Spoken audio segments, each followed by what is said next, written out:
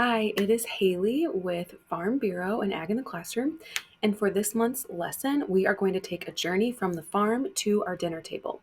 We're going to do a little research project and explore the fascinating world of agriculture and discover the many steps involved in producing the food that we eat. More specifically, we are going to investigate or trace the journey of a crop that is grown here in Iowa from when it just starts out as a tiny little seed and how it ends up on our plates.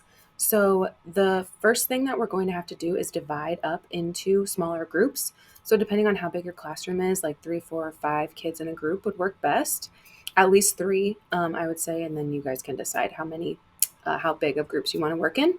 And then also within our groups, we will need to decide a leader, a researcher, and an illustrator or a drawer or an artist. If everyone wants to do a little bit of each of those duties, that's a perfect thing to do. That's a perfect way to handle this. But it might be nice to have somebody who's sort of more in charge of it in case you need to divide and conquer to get our research project done.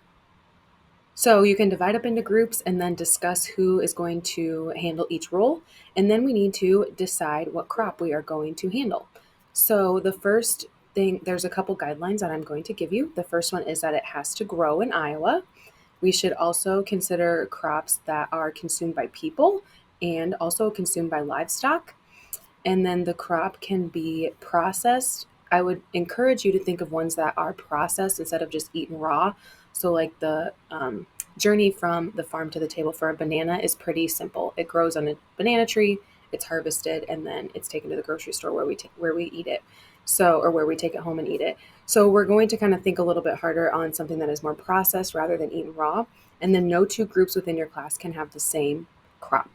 So, to save you some time, I do have some that are up on the screen, and I sort of dive into dial down a little bit more about how to make them more processed, or to show the more processed side. So those will be up on the screen for you to decide. So here's a list of some of the popular crops that are grown here in Iowa. You do not have to go off of this list. If there's something else that you know of that grows well in Iowa or that you have grown at your house, in your garden, that is perfectly fine. We can certainly be open to whatever else grows in Iowa. So to first start, these are just examples. You can pick anything else that you want that grows in Iowa. And the second thing is you can kind of see, I chose some of like the end results of some foods. So instead of just strawberries, we put strawberry jam up there just to add a few of those processing steps so you can dive deeper into what it is truly like after something has been harvested and needs to be processed before it hits the grocery store or before it hits our table. If you don't want to go with strawberry jam and there's something else that strawberries are processed into or whatever some of the other examples are, then you can choose whatever sort of food like that is processed into something new. Again, you can start with anything that grows in Iowa. So I know that strawberries grow well in Iowa and we have some strawberry farms in Iowa. So that's why I chose strawberry jam. But again, if there's something else that you can think of that you want to learn about more about the process of from farm to table, then go right ahead.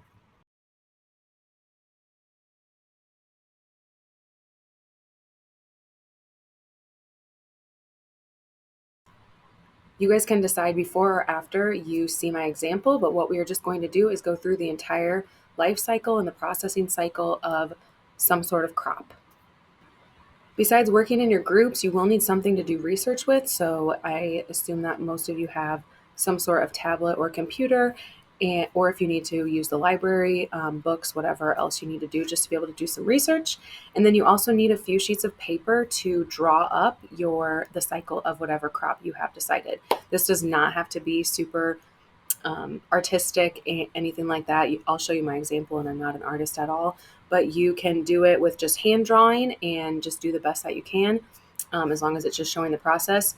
Or I also will show you an example of using the computer.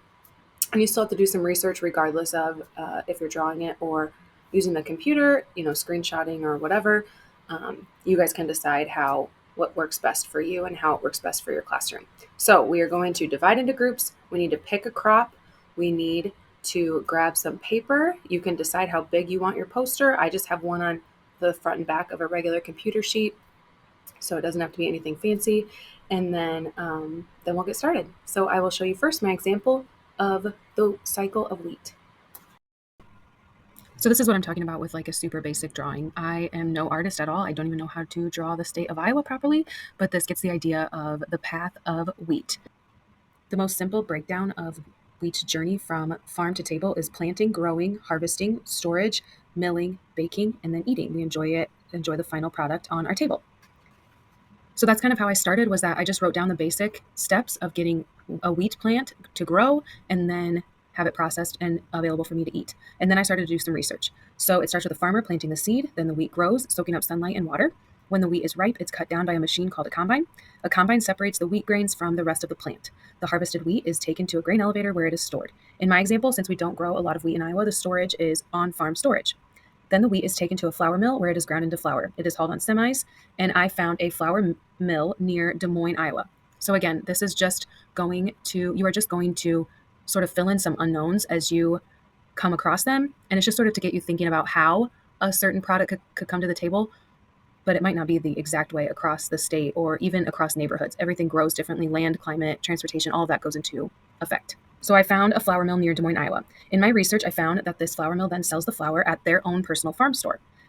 So this could be the end of my story. So if you get to this point in your tracking of your product, then that's fine if this is where you want to end. But I wanted to keep taking it one step farther. So again, I just sort of made up further details of what could happen to this store's flour. Some of the flour is also loaded into a truck and taken to Whole Foods for resale, and also taken to the Scenic Route Bakery in Des Moines to be used in recipes. I have no idea if the Scenic Route Bakery has a partnership with this flour mill, but again, I'm just sort of making that up to show a whole process of how this could be. On the other side of my paper here, I show that the Scenic Route Bakery has people enjoying a big cake at the restaurant, taking home a loaf of bread and all the different items for sale using the flour. They could have pies, cinnamon rolls, noodles, cake, brownies, whatever else you can think of that flour can be used for. And then I have a picture here at home that they are sharing a loaf of bread at the table. I'm sure that you guys are getting the picture of what I'm talking about, but here's also a computer version of the process that I designed. So I just did it in PowerPoint. I'm sure you all know way cooler ways to do it than in PowerPoint, but I just did it in PowerPoint, and I literally took screenshots from some of the websites of the Scenic Route Bakery and of the flour mill that I found in Des Moines and some of the baked goods that they make there. So it's a little specific because of those specific spots, specific businesses, but otherwise it's really just showing the broad cycle, or the broad journey of from the tiny seed to the food on our plates.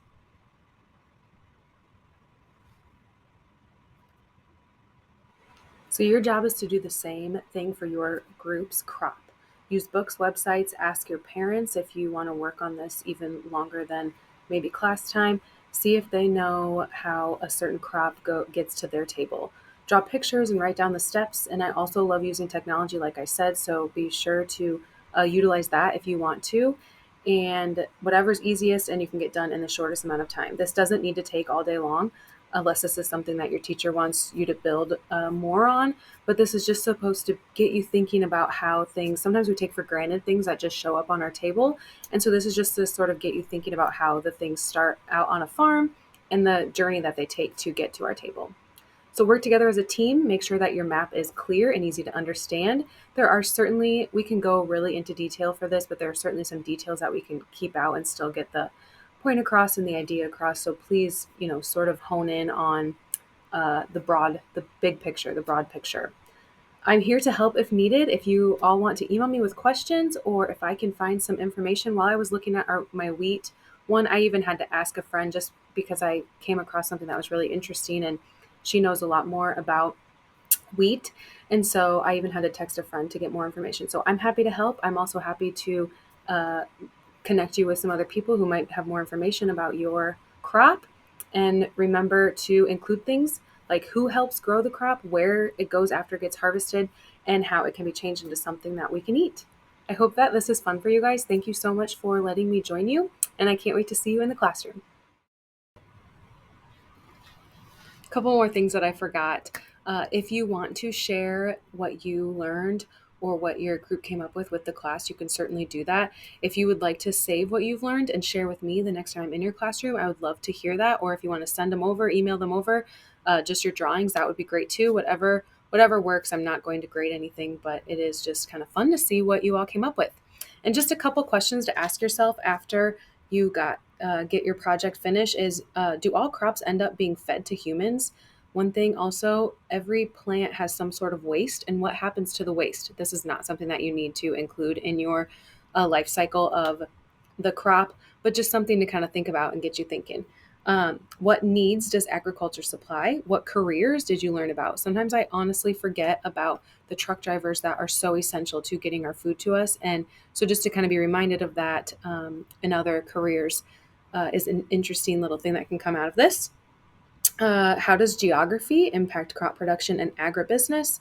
And what value does processing add to crops? And so, again, sometimes if there's a part of the crop that isn't used or something like that, if we can further process it, we can get a little bit more out of the crop and less waste. So, I am sorry to go on and on. This is a very interesting, fun thing for me, and I hope that you guys can learn something a little fun and a little interesting. And again, if anything else, it's just really great to think about what kind of where our food comes from and how it does get to our plate, and to remember to thank a farmer, truck driver, food processor, all those kinds of professions, um, and that help us keep us from getting too hungry.